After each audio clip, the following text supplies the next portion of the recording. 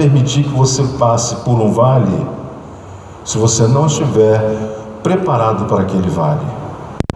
Junto com a prova virá o escape. Junto com a provação, ou junto com a tentação, virá o poder para você dizer não.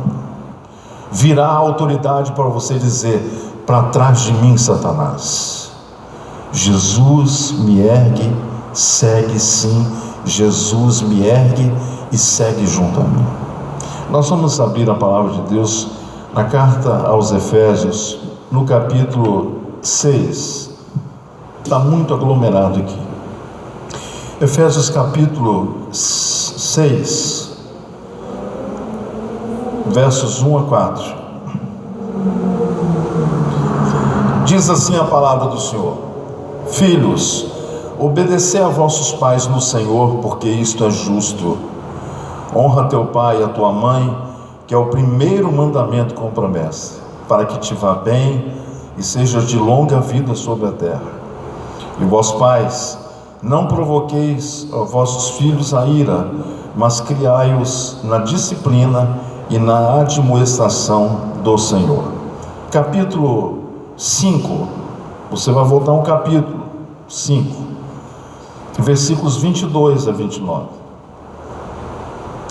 As mulheres sejam submissas ao seu próprio marido como ao Senhor, porque o marido é o cabeça da mulher, como também Cristo é o cabeça da igreja, sendo este mesmo o Salvador do corpo. Como, porém, a igreja está sujeita a Cristo, assim também as mulheres sejam em tudo submissas ao seu marido.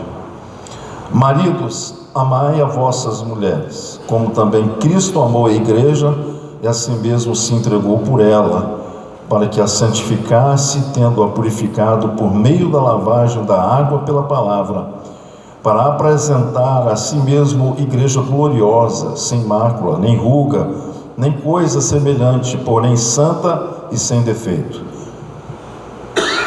Assim, também os maridos devem amar a sua mulher como ao próprio corpo.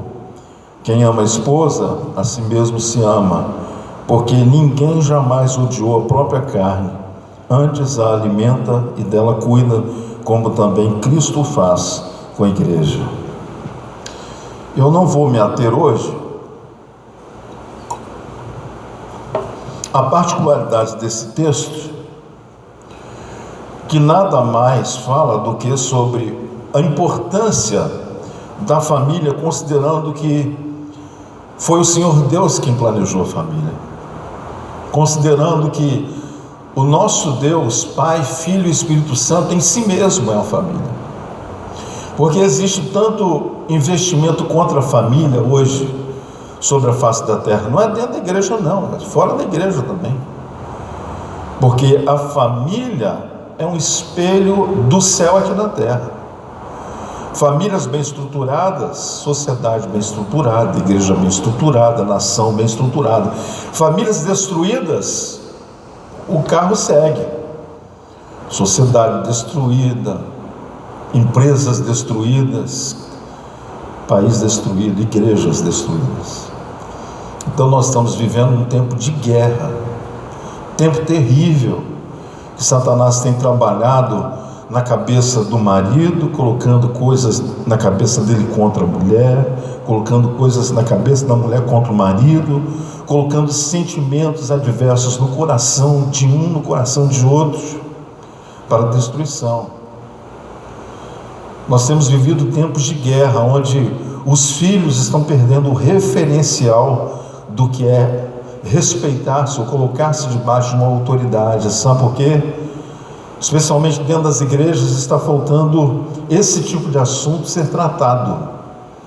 E incomoda tratar esse tipo de assunto, porque quando você fala de autoridade, hoje existe o tal do politicamente correto, que te faz dizer assim: hoje não é bem assim não, é bem assim sim. A palavra de Deus, ela permanece para sempre. Então aquilo que é o óbvio para nós não vamos falar hoje. Então é óbvio, os filhos devem obedecer os pais devem amar os seus filhos, não provocá-los à ira. O marido deve amar a esposa e vice-versa, e deve haver, com a presença de Deus dentro, no seio da família, deverá haver aquilo que nós chamamos de harmonia celestial. O nosso lar poderá ser uma expressão do céu aqui na terra, ou poderá ser uma expressão de uma sucursal do inferno aqui dentro da terra.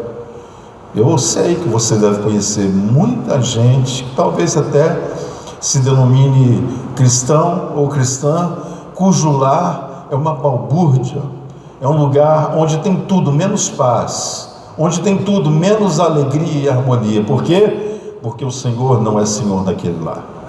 Então hoje eu quero falar com os irmãos sobre eu quero ser uma bênção para a minha família. Vamos falar isso juntos? Quero ser uma bênção para a minha família. Mais uma vez, quero ser uma bênção para a minha família. É a primeira pergunta. Eu gosto de pregar começando perguntando: você é uma bênção ou você é uma praga? Você é instrumento de Deus na vida da sua esposa, do seu esposo, dos seus filhos, ou você é o secretário do capiroto? Meus irmãos, o negócio é sério. O negócio é sério. O Senhor disse na sua palavra: aprendei de mim que sou manso e humilde de coração, e encontrareis descanso em vossas almas. Qual deve ser a atitude do marido? Primeiro, a atitude do marido é usar da sua autoridade para proteger, para conduzir, nunca para oprimir, porque o marido é uma expressão do Senhor Jesus aqui na terra. A esposa, ela deverá ser sempre a companheira idônea. Agora a gente vê hoje lares onde o pai coloca o filho de castigo e a mãe vai lá e tira o filho do castigo. Eu cresci dentro de um regime militar, onde tinha ordem para tomar café da manhã, para almoçar, para tomar o café da tarde. Até hoje, na casa da minha mãe, eu já sei os horários. É 7 horas da manhã, 11 horas está almoçando, 3 horas da tarde o café da tarde, e 18h30 já está jantando. E sabe que horas que a gente dormia lá em casa? 9 horas, 21 horas. E tinha luz elétrica. Mas eu me lembro muito bem, com a mente muito fresca, que quando meu pai me colocava num serviço para fazer, e eu queria que a coisa ficasse mais leve para o meu lado, eu ia para o lado da minha mãe. E a minha mãe, ela nunca tirou a autoridade do meu pai. Ela sempre honrou a autoridade do meu pai. Ela falou: seu pai mandou, você faz. Menino é assim mesmo. A gente quer que alguém amacie com a gente. Não, hoje nós estamos vivendo uma sociedade sem coerência naquilo que fala, porque está desaprendendo no lar. Eu vejo como pastor, eu sei que os irmãos aqui, professores, pastores, os irmãos sentem o peso, muita coisa que vem para dentro da igreja, as pessoas querem que a igreja eduque. A igreja não tem esse papel de educar. Nós temos a incumbência do Senhor de ensinar a palavra. Agora, a educação, quem dá são os pais em casa. E eu quero falar com os irmãos sobre algumas coisas que a palavra do Senhor Deus nos fala e que vai ser muito importante na nossa vida, para que na vida das famílias Cristo seja visto. Eu quero citar aqui alguns exemplos da palavra de Deus, já que eu digo que quero ser uma bênção para a minha família. Então vamos ver alguns exemplos. Primeiro exemplo, a família de Josué. Josué capítulo 24, versículo 15, Josué declarou aquilo que você já sabe de casa: eu e minha casa serviremos ao Senhor. Vamos falar juntos? Eu e minha casa serviremos ao Senhor. Agora nós estamos vendo hoje lares divididos dentro de casa. Dentro da nossa família nós tivemos pessoas que os filhos se perderam na fé, porque o pai era de uma denominação, a mãe era de outra, e cada um não abria mão da sua própria convicção. Um era presbiteriano, homem de Deus, cheio de fé, do Espírito Santo. A esposa era batista, mas não abriam mão, não davam as mãos para andar junto. Qual foi a consequência disso? Filhos desestruturados na fé, porque não sabem se vão para uma igreja, se vão para outra, se o Deus do papai é melhor do que o Deus da mamãe. E a gente vê o que? Desestrutura familiar. Estava faltando talvez um Josué. Meus irmãos, tem hora, eu vou falar com os homens aqui, tem hora que a gente tem que dar um tapa na mesa, tem hora que a gente tem que falar um pouco mais forte, lembrando que nós somos uma expressão de Jesus dentro do lar. Toda autoridade exercida sem amor, Jesus está fora dela. Mas toda autoridade, quando feita com amor, vai trazer vida no lar. O meu pai era um cara exagerado. O meu pai chegava a visita, ninguém gostava de visitar a casa do meu pai. Eu vou dizer o porquê. O horário do culto, o culto começava às 19h30. Nunca tivemos uma cópia de chave dentro da minha casa. A chave da casa ficava no bolso do meu pai. Ah, pastor, que exagero. Mas hoje eu sou um pastor por causa disso. Pela maneira como ele me criou. Essa maneira serve para hoje? Não. Os tempos estão mudando, mas tem muita coisa que a gente pode aplicar. Aí o que acontece? Uma chave. Você podia ser o parente. Meus irmãos, a minha avó, a mãe do meu pai, eu vi ela 3 vezes na minha vida. Ela morava no Rio e ela vinha aqui. E crente igual meu pai.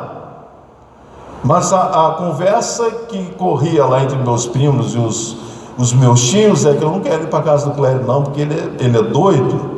E na hora que dá o horário para o culto, ele bota todo mundo para fora de casa, enfiava todo mundo dentro do carro e levava para a igreja. Ganhou um monte de gente para Cristo assim. Mas esse negócio de deixar parente dentro de casa, ele não perdia oportunidade. Vão todo mundo para o culto. E quem não queria não vinha visitar a gente. Ah, hoje tem aniversário. Problema do aniversário. Se lasque. Nós vamos para a casa do Senhor, porque eu e minha casa serviremos ao Senhor. Domingo, meus irmãos, domingo era dia sagrado, não se fazia outra coisa. Nosso envolvimento era na igreja de manhã até o final da noite. E eu louvo a Deus por isso.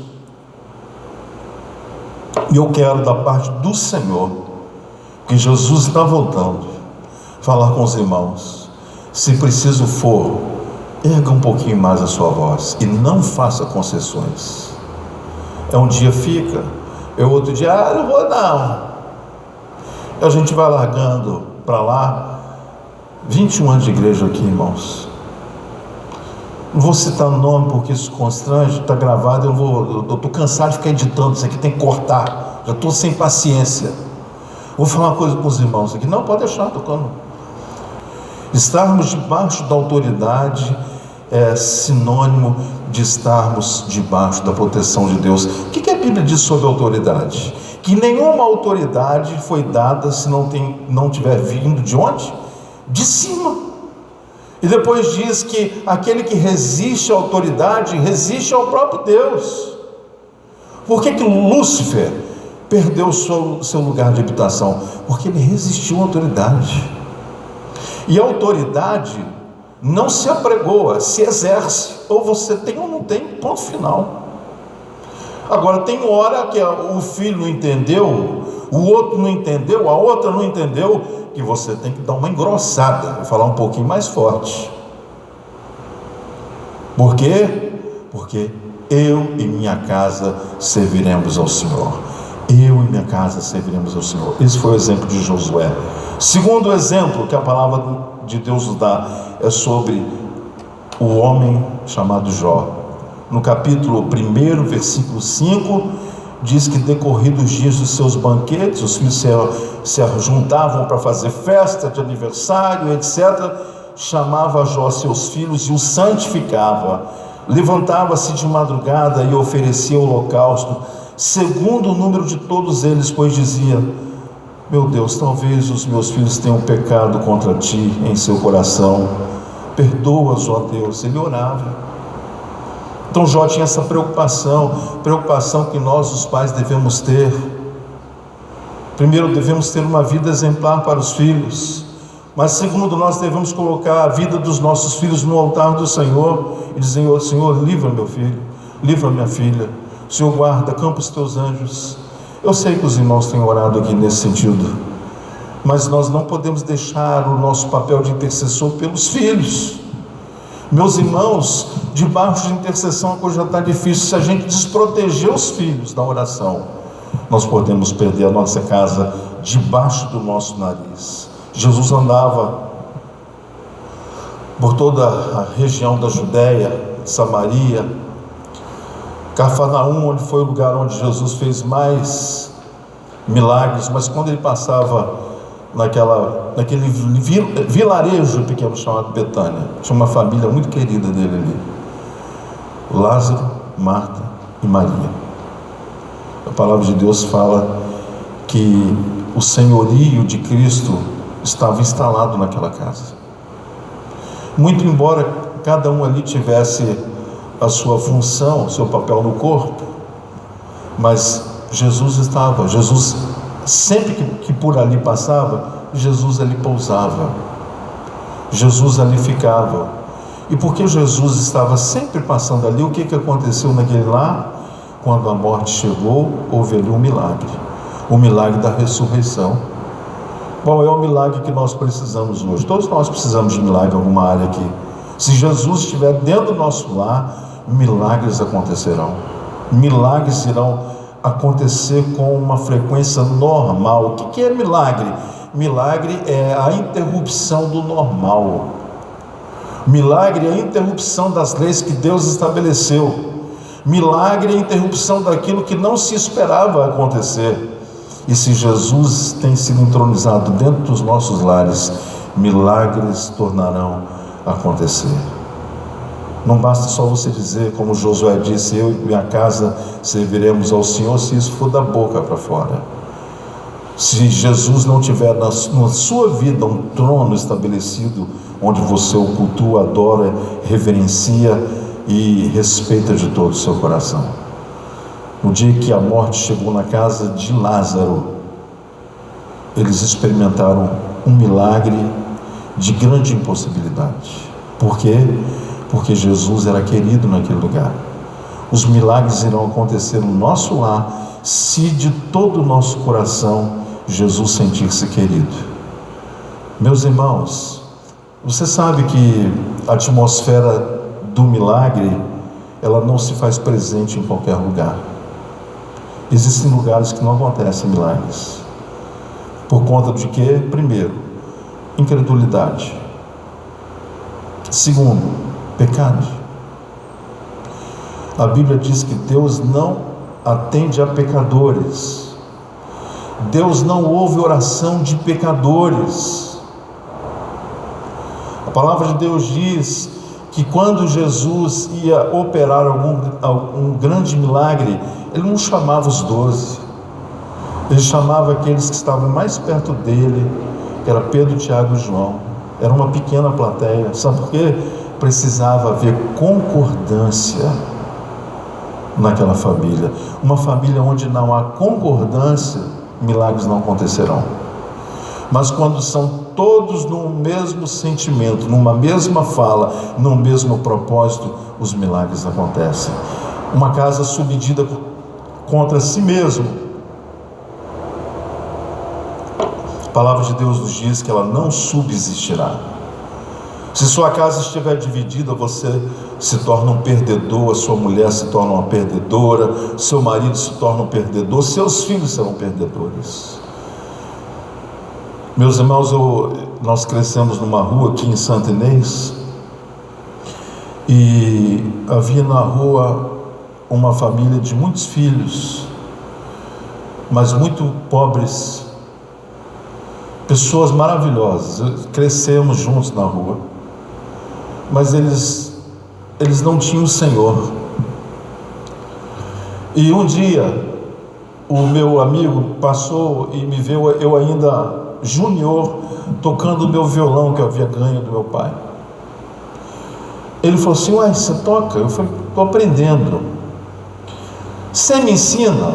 Aí nós trocamos conhecimento. E ele começou a tocar as músicas dos Beatles. E ele falou assim: Moisés, você conhece essa? Eu falei: essa eu conheço. Você toca que eu canto? Eu falei: não sei cantar inglês. Não, então toca. Aí a gente começou a fazer aquele duo de violão.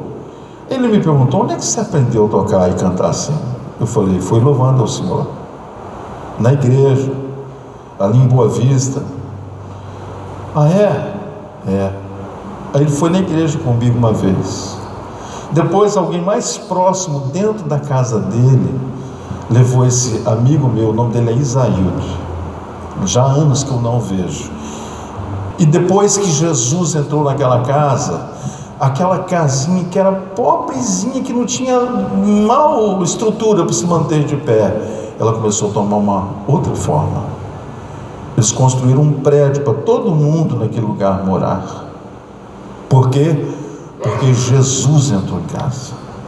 E quando Jesus entra em casa e todos passam a falar a mesma coisa, orar no mesmo nome, os milagres acontecem. Jesus, ele estava sempre sendo honrado na casa de Lázaro, Marta e Maria. E a pergunta que eu faço é: Jesus tem sido honrado dentro do seu lar? Ou Jesus tem sido envergonhado dentro do seu lar? Jesus precisa ser honrado dentro dos nossos lares, porque nós queremos, eu quero, eu sei que você quer também ser uma bênção para a sua família. João capítulo 1, verso 40 a 42. Era André, o irmão de Simão Pedro, um dos dois que tinham ouvido o testemunho de João e seguido Jesus. Mas ele, André, achou primeiro o seu próprio irmão Simão, a quem disse: achamos o Messias, que quer dizer Cristo, e o levou a Jesus. Olha que coisa.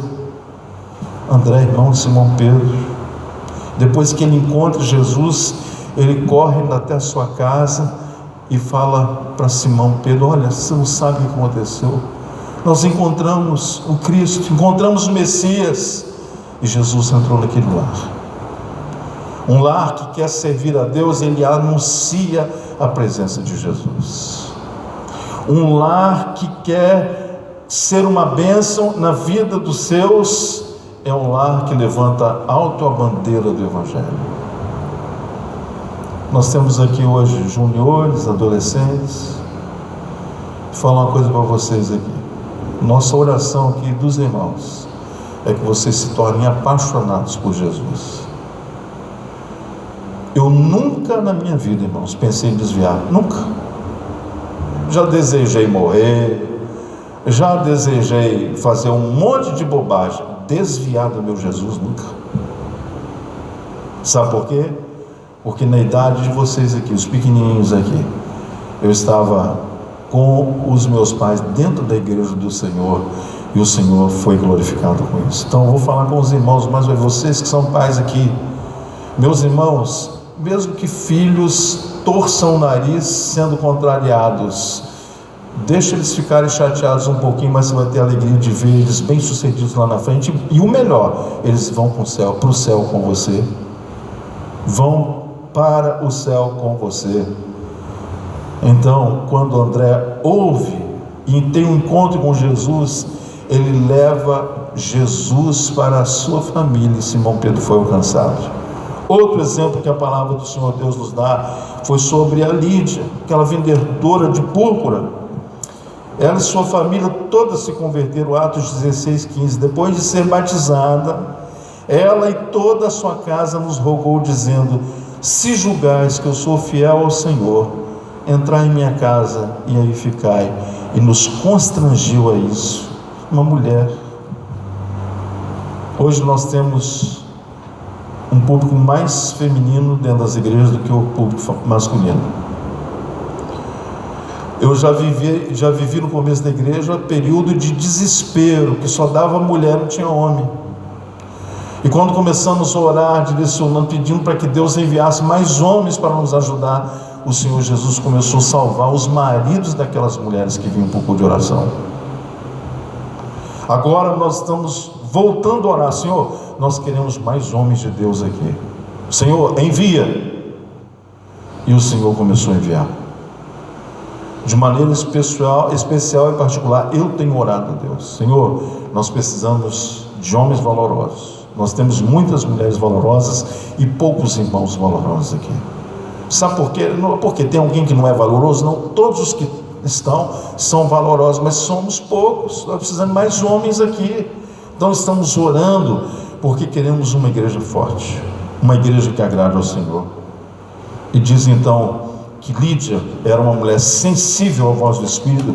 Quando ela se converte, é batizada, ela e toda a sua casa passa a servir ao Senhor. Você se lembra do carcereiro lá de Filipos? Quando vem um terremoto, depois de Paulo e Silas louvarem a Deus na prisão, depois de terem sido brutalmente espancados, a palavra de Deus diz: perto da meia-noite, Paulo e Silas estavam orando e começaram a adorar a Deus. E naquela hora veio um pavoroso terremoto, quebrou todas as prisões, os grilhões, as grades, a luz apagou. O carcereiro sabia, se houvesse fuga ali, ele iria ter que pagar com a sua própria vida. Então o que ele faz? Ele tira da sua espada curta para desferir um golpe em seu coração. O apóstolo Paulo diz: não faças isso, estamos todos aqui e ninguém vai fugir daqui, não te faças esse mal. E ele diz então: Senhor, então o que eu devo fazer para ser salvo? E Paulo e Silas disseram: crê no Senhor Jesus Cristo e serás salvo, tu e a tua casa. Nós precisamos voltar a anunciar Jesus, botar músicas que atraem a presença do Senhor para dentro do nosso lar. O Espírito Santo moveu no meu coração, no coração do Mário. A gente voltou a cantar músicas antigas que tem letras que nos falam o coração. Não que as de hoje não nos falem, mas nós queremos que um senso de reverência, de temor e de amor a Deus volte para a igreja. Porque a coisa hoje está muito, deixa a vida me levar dentro da igreja. A gente não pode permitir que isso aconteça. Nós precisamos voltar para a cruz urgente. Precisamos nos permitir deixar o Senhor nos usar. E Deus não vai usar vaso sujo. Tem uma história que eu já contei aqui há muitos anos. A rainha de Sabá foi visitar o rei Salomão, como diz as escrituras. Mas essa história que eu vou contar está na tradição rabínica em Israel. A tradição dizia que Salomão sabia discernir todos os enigmas. E na hora da troca dos presentes, a rainha de Sabá disse assim: meu senhor, aquilo que os meus olhos veem é muito mais do que eu ouvi falar a seu respeito. Mas junto com tudo isso que eu trago para o Senhor de presente para o teu reino, para agradar o teu coração, eu quero também lhe propor o enigma, porque me disseram que o Senhor é muito bom em enigmas. Aí ela fez um sinal, veio um servo com 2 flores na mão. Esse servo chega de frente para o rei Salomão, do trono dele, e ela falou assim: esse é o meu melhor artífice. Eu quero dizer uma coisa, sem o senhor tocar, olhando para essas 2 flores, qual é a falsa e qual é a verdadeira? A tradição diz que naquela hora entrou uma abelha e pousou em cima da verdadeira. E a resposta de Salomão foi só um sorriso. Não precisou ele falar nada, porque a abelha pousou sobre a flor verdadeira. O Espírito Santo, ele não vai pousar sobre crentes que estão em pecado. O Espírito Santo não vai pousar sobre um lar onde Satanás tem parte. O Espírito Santo, ele vai usar homens de Deus, mulheres de Deus, meninos de Deus, que queiram de fato romper com o pecado e queiram de fato usar a sua vida em prol do reino. Eu termino dizendo mais um último exemplo. Você lembra daquele homem que morava nos cemitérios? O endemoniado gadareno. Ele quebrava os grilhões, as correntes que muitas vezes tentaram para prendê-lo. para mantê-lo um louco possesso, longe da comunidade. Aquele homem, todo mundo evitava aquele caminho. Ele era endemoniado, possesso, uma legião estava nele. A Bíblia diz que quando Jesus tem encontro com ele e ele fica liberto, ele volta para a sua casa para contar o que Jesus fez. Eu vou ler isso com você. Lucas 8:39. O Senhor Jesus disse: volta para a sua casa e conta quão grandes coisas fez Deus por ti. E ele foi apregoando por toda a cidade quão grandes coisas Jesus lhes tinha feito. A pergunta que eu faço é: você tem sido uma bênção no seu lar? Você tem falado para todos com quem você encontra de quem é Jesus na sua vida? As pessoas estão vendo Jesus em você. As pessoas estão ouvindo de Jesus através de você. Meus irmãos, deixa eu falar uma coisa. Existe um engano sendo praticado no meio cristão. É você pegar o celular e botar aqui 1000 versículos no status do WhatsApp, ou 1000 versículos aqui nos stories, e você não conviver uma vida que você está postando aqui. O Senhor está vendo. Olha, eu vejo tanta gente postando tanta coisa, você vai olhar, a vida das pessoas não condiz com aquilo que está sendo postado. As conversas paralelas. Jesus precisa ser honrado na nossa vida. Então eu digo a você, meus irmãos, enquanto há oportunidade hoje, vamos correr de encontro à cruz e buscar uma vida de santificação, porque sem a santificação ninguém verá o Senhor. E eu quero terminar essa breve meditação declarando aquilo que fizemos no começo. Vamos declarar: eu quero ser uma bênção na minha família. Vamos lá juntos? Eu quero ser uma bênção na minha família. Você quer mesmo ficar de pé? Vamos orar a Deus nessa hora. E depois nós vamos, ao som de uma música instrumental, consagrar ao Senhor os nossos dízimos e ofertas.